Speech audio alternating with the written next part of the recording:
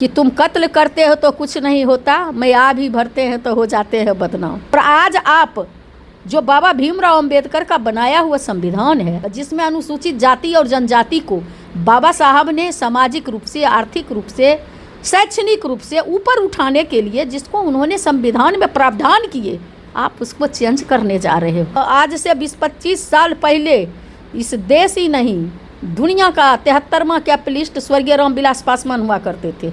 उन्हीं का बेटा है चिराग पासवान जी। वो सारा धन अभी यही है, वो लेके स्वर्ग नहीं गए ना। चिराग पासवान तो कहते भी थे कि जो संपन्न दलित है उनको आरक्षण छोड़ देना चाहिए, तो उनको लड़ना चाहिए। जो 55 सीट जो अपने परिवार का ही ब्रदर्स एंड ब्रदर्स पार्टी पापा का था, अब बाद का पार्टी जो है भौजाई का पार्टी, भाई का पार्टी, जमाई का पार्टी जो बनाए हुए हैं उस पार्टी को, तो वहाँ पर न होना चाहिए था। वहाँ पर उनको जो टिकट दिए हैं परिवार में ही सभी को या बड़े बड़े हीरा माफिया को, तो उनको नहीं ना देना चाहिए। आपको बनने की बारी आएगी तो आप बन जाइएगा, और दूसरे का अधिकार को हनन अपना सत्ता में बने रहने के लिए कैसे मोरल गवाह देता है। आप दलित के हितैषी हो ही नहीं सकते हैं। कहते हो कि जो है वर्गीकरण कर रहे हैं, क्रीमी लेयर की बात कर रहे हैं। अगर आप क्रीमी लेयर की बात करते हैं, वर्गीकरण की बात करते हैं, आरक्षण में आरक्षण की बात करते हैं, तो मैं कहना चाहती हूँ कि जीतन राम मांझी जी हैं, क्यों गया के सुरक्षित सीट से लड़ते हो? तो महासामर्थ्यवान है,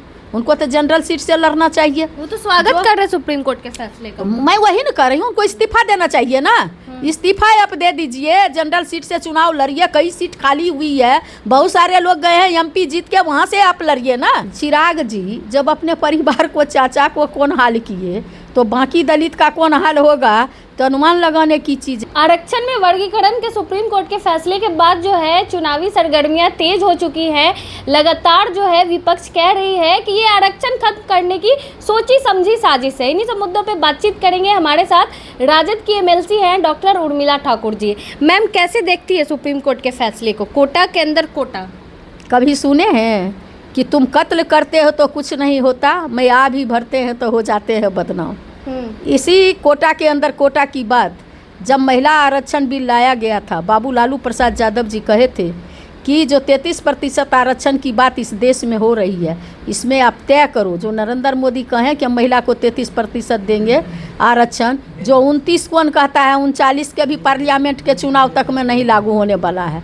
खाली झूठ का पुलंदा, लोगों को इमोशनल ब्लैकमेल करने के लिए बीच बीच में सगुफा छोड़ते रहते हैं। तो बाबू लालू प्रसाद यादव जी कहे थे, इस देश ही नहीं दुनिया का सबसे बड़े समाजवादी नेता, जिन्होंने महिलाओं को, इस देश में पहला व्यक्ति हैं जिन्होंने मैटरनिटी लीव देने का काम किए थे।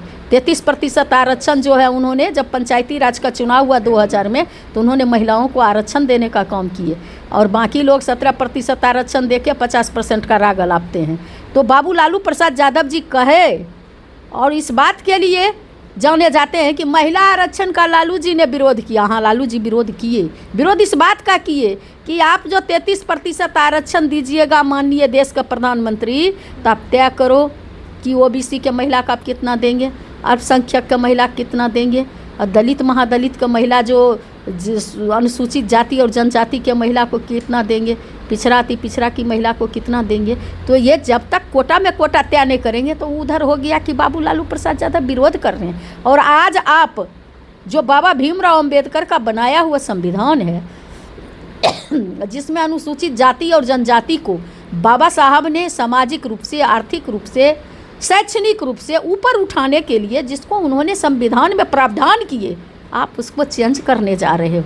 कहते हो कि जो है वर्गीकरण कर रहे हैं, क्रीमी लेयर की बात कर रहे हैं। अगर आप क्रीमी लेयर की बात करते हैं, वर्गीकरण की बात करते हैं, आरक्षण में आरक्षण की बात करते हैं, तो मैं कहना चाहती हूँ माननीय जो इस राज्य के जो पूर्व मुख्यमंत्री जीतन राम मांझी जी हैं, क्यों गया के सुरक्षित सीट से लड़ते हो? तो महासामर्थ्यवान है, उनको तो जनरल सीट से लड़ना चाहिए। वो तो स्वागत कर रहे सुप्रीम कोर्ट के फैसले का। मैं वही न कर रही हूँ, उनको इस्तीफा देना चाहिए ना।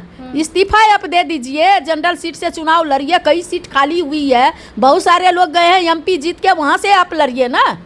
दलित की बात करिएगा तो आप जो है माने क्या कहते हैं, गेंडा ओढ़ के घी पीजिएगा, तो घी पीने वाले ये पब्लिक है, सब जानती है। यहाँ जो है कोई आवाम में सारे लोग दिखाई पड़ रहे हैं इसलिए आप सत्ता की मलाई कौन खा रहा है? बेटा को बनाना था तो राजद हो गए, संतोष मांझी को मंत्री बना लिए। आप क्यों संतोष मांझी को जनरल सीट से क्यों नहीं लड़ाते हैं? आज से 20-25 साल पहले इस देश ही नहीं दुनिया का 73वां कैपिटलिस्ट स्वर्गीय रामविलास पासवान हुआ करते थे। उन्हीं का बेटा है चिराग पासवान जी। वो सारा जो कैपिटलिस्ट थे वो सारा धन अभी यही है, वो लेके स्वर्ग नहीं गए। उनको गरीबों के, दलितों के, जो जनजाति के लोग हैं उनके बीच में जिसका बेटा बेटी पढ़ लिख नहीं पा रहा है, हायर एजुकेशन में नहीं जा रहा है, एडमिशन नहीं हो रहा है, वहाँ पर तो इनको धन का बंटवारा करके आगे बढ़ाना चाहिए ना। पासवान तो कहते भी थे कि जो संपन्न दलित है उनको आरक्षण छोड़ देना चाहिए, तो उनको लड़ना चाहिए। जो 55 सीट जो अपने परिवार का ही ब्रदर्स एंड ब्रदर्स पार्टी पापा का था, अब बाद का पार्टी जो है भौजाई का पार्टी, भाई का पार्टी, जमाई का पार्टी जो बनाए हुए हैं उस पार्टी को, तो वहाँ पर न होना चाहिए था। वहाँ पर उनको जो टिकट दिए हैं परिवार में ही सभी को या बड़े बड़े हीरा माफिया को, तो उनको नहीं ना देना चाहिए। आरक्षित कोटा का बाबा भीमराव अंबेडकर का आप विरोध करते हैं, तो आप बोलिए ना आवाम को कि हम आरक्षित सीट से नहीं लड़ेंगे, उनको तो जनरल सीट से लड़ना चाहिए।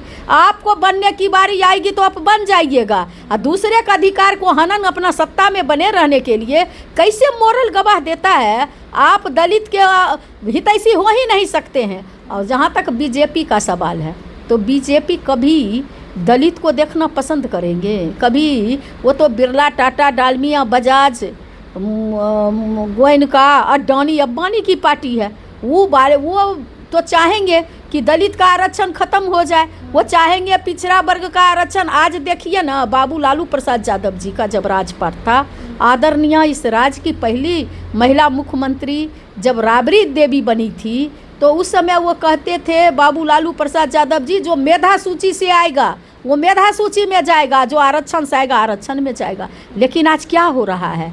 आज उसी 50% और 99% दलित का बेटा लाता है, तब भी उसी 50% का आरक्षण में आप जाओ। क्योंकि बाबू तेजस्वी प्रसाद यादव जी को, इस देश का सबसे प्रभावशाली नेता तेजस्वी जी को जब मौका मिला 17 महीना का, तो उन्होंने कहे कि जिसकी जितनी भागीदारी उसकी उतनी हिस्सेदारी दूंगा। और जातिगत गणना करा करके उन्होंने सारे जातियों को 75% आरक्षण के तहत आरक्षण दे करके केंद्र सरकार को भेजने का काम किया कि नमी अनुसूची में शामिल कर दे। लेकिन ये क्या बेईमानी की है कि उसको दबा दिए। चुनाव के बाद जो है कोर्ट के माध्यम से कहे नहीं 50% के अंदर रहेगा। मैं विरोध नहीं करती, बाबू तेजस्वी प्रसाद यादव जी के आरक्षण में 10% आरक्षण भी शामिल था प्रगतिशील समाज का। लेकिन मैं कहना चाहती हूँ कि जब 50% से एक्सीड नहीं होगा तो आप 10% पर चर्चा क्यों नहीं किए? पर बिहार सरकार तो सुप्रीम कोर्ट गई थी आरक्षण के मामले को। अरे भैया, बिहार सरकार को सुप्रीम कोर्ट जाने से होगा? आप बताइए। ये तो आम पब्लिक को ठगने वाली बात है कि सरकार जो है, जो बिहार सरकार है उनके भरोसे केंद्र की सरकार चल रही है, और उस केंद्र के भरोसे ये बिहार सरकार चल रही है। तो डबल इंजन की सरकार है। आप अगर नीतीश कुमार जी इतना ही अगर सपोर्टर हैं तो कहिए समर्थन वापस ले लें। दोनों काम एक साथ नहीं ना होगी। आप पब्लिक का दर्जा भी कहाँ मिला? तब विशेष राज्य का ये तो कहते थे कि जो हमको विशेष राज्य का दर्जा देंगे हम उसके साथ जाएंगे, वो भी आपको नहीं मिला। तो वहाँ बैठ के क्या कर रहे हैं? मलाई काट रहे हैं, सत्ता की मलाई। डर है CBI या इनकम टैक्स का कि जेल भेज देगा। रेड कहाँ? आज तक नीतीश कुमार पर रेड कहाँ पड़ा? कैसे रेड होगा? जो आदमी रेड करेगा वही उनके साथ है। तो डर सैया भय कोतवाल, अब डर काहे का? तो काहे का डर लगेगा? उनके साथ हैं तो क्या से बात का डर? भाजपा दलित को देखना नहीं चाहती है। संतोष सुमन जो जीतनराम मांझी के बेटे, उनको केंद्र में मंत्री बनाई, चिराग पासवान को मंत्री सुनिए ना, तो उनको पूछिए ना, संतोष मांझी को पहले बार कौन बनाया? और चिराग जी को कहिए ना, जब उनको भी पिताजी को राज्यसभा कौन भेजा जब उनका मिट्टी पलीत होने वाला था राजनीति थे ही बाबू लालू प्रसाद यादव ने जिंदा किए राजनीति में। तो ये लोग, चिराग जी जब अपने परिवार को, चाचा को कौन हाल किए, तो बाकी दलित का कौन हाल होगा? तो अनुमान लगाने की चीज़ है। ये लोग स्वार्थ की राजनीति करते हैं और अपने स्वार्थ में अपनी सत्ता की बात करते हैं। दूसरा जनता जाए भाड़ में, उनको क्या मतलब है? 21 तारीख को पूरा भारत बंद होने वाला, समर्थन कर रही हैं आप? बिल्कुल। लोगों का जब जुल्म बढ़ेगा, जब जब जुल्मी का जुल्म बढ़ेगा तो लोग सड़क पर उतरेंगे ही अपनी मांग को लेकर के। चूँकि लोगों को जो दर्द मिला है, इन्होंने सत्ता में आते के साथ जो संविधान कहते थे समीक्षा करेंगे, आज समीक्षा ही नहीं उसका अधिकार को ही परिवर्तन कर रहे हैं, तो लोग सड़क पर आएंगे ही निश्चित रूप से। हमारी पार्टी तो लड़ ही रही है उनके लिए। बाबू तेजस्वी प्रसाद यादव जी हमेशा जन सरोकार के सवाल पर सड़क से लेकर सदन तक संघर्ष करते हैं, आगे भी करते रहेंगे, सत्ता रहे या नहीं रहे। चलिए, बहुत बहुत धन्यवाद मैम। तो चलिए, हमारे साथ राजद के एमएलसी डॉक्टर उर्मिला ठाकुर जी थी। आपने सुना इन्होंने क्या कुछ कहा। बाकी आपको बता दें 21 अगस्त को जो है पूरा भारत बंद होगा आरक्षण के मामले को लेकर। बाकी आपको हमारी वीडियो कैसी लगी कमेंट करके ज़रूर बताएं। धन्यवाद।